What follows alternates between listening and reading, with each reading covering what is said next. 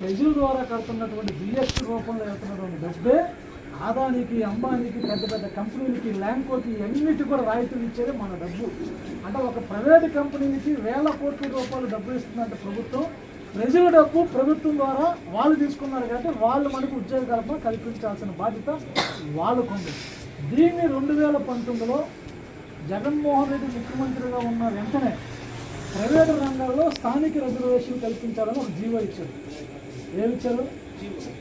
ఏం జీవో? స్థానికంగా ఉన్నటువంటి ప్రజలకి 75% ఉద్యోగాలు ఇవ్వాలి. అంటే 75% ఉద్యోగాలు, 100 ఉద్యోగాలు ఉంటే ఇప్పుడు ఎన్టీఆర్ జిల్లాలో ల్యాంకో లాంటి కంపెనీలు, చాలా పెద్ద పెద్ద కంపెనీలు, చిన్న కంపెనీలు ఎన్నో ఉన్నాయి. ఈ కంపెనీలన్నీ కూడా ఈ జిల్లాలో ఉన్న వాళ్ళకి 77 మందికి ఉద్యోగాలు ఇచ్చినాక మిగతా 25 ఉద్యోగాలు ఏ జిల్లాకి ఇచ్చుకుంది. రాష్ట్ర వ్యాప్తంగా ఉన్నటువంటి కంపెనీల్లో ఆంధ్రప్రదేశ్లో ఉన్నటువంటి 75 మందికి ఉద్యోగాలు ఇచ్చిన తర్వాతే మిగిలిన 25 ఉద్యోగాలు ఏ రాష్ట్రానికి ఇచ్చుకోవాలి. దేశానికి సంబంధించిన ఇంటర్నేషనల్ కంపెనీలు అయినప్పుడు 75 మందికి ఈ దేశస్తులకు ఇచ్చిన తర్వాత పక్క దేశాలకి ఇవ్వాలి. ఇది ఈ రిజర్వేషన్ చట్టం. ఇది ఇచ్చిన 10 రోజుల్లోనే హైకోర్టుకి వేసి స్టే తెచ్చారు. 2019లో చట్టం వచ్చిన వెంటనే, అమలు చేసిన వెంటనే హైకోర్టుకి వెళ్ళారు. ఎవరో ప్రైవేట్ రంగ సంస్థలను హైకోర్టుకి వెళ్ళారు. హైకోర్టుకి వెళ్ళి స్టే తీసుకొచ్చారు. మరి హైకోర్టుకి వెళ్ళి స్టే తీసుకొచ్చినటువంటి ప్రభుత్వ రంగంలో 6.5 సంవత్సరాలు అయింది. ఎవరు మాట్లాడారు?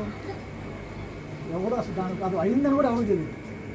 2019లో జీవో ఇచ్చారని, ఆ జీవోలోని వెంటనే హైకోర్టుకి వెళ్ళి స్టే తెచ్చారని, ఇప్పుడు ఇది కలిగితే కొన్ని వేల మంది నిరుద్యోగంతో కూడా ఆర్థికంగా ముందుకెళ్తూ వాళ్ళ కుటుంబాలు పోషించుకోగలరు. వాడు కాళ్ళ మీద స్వయం శక్తి నిలబడాలి కూడా. ఈ రాష్ట్ర జీడిపి కూడా పెరిగిద్ది. మరి ఇన్ని ఉన్నప్పుడు దాని గురించి మాట్లాడటానికి ఎవరు ముందుకు రాలేదు, ఎవరు చేయలేదు. ఎందుకంటే ప్రభుత్వాలు గల కమిషన్లు వేరే రూపాయలు ఇస్తున్నప్పుడు వాళ్ళు దీని మీద పోరాటానికి సిద్ధంగా లేరు. కాబట్టి 10% వచ్చే ఉద్యోగాల కోసం ఇంత ప్రాణత్యాగం చేసిన వాళ్ళం 80% మంది మన బిడ్డల జీవితాలకు వెలుగు నింపే కార్యక్రమంలో మనం ఎంత పోరాటం చేయాలో ఒకసారి ఆలోచించింది. ఇది పోరాటం చేసి ఇప్పుడున్న యువతే చేయాలి. అంటే మన బిడ్డలు యువ జనరేషన్కి ఉద్యోగ భద్రత కల్పించాలి. ఈ ఉద్యోగ భద్రత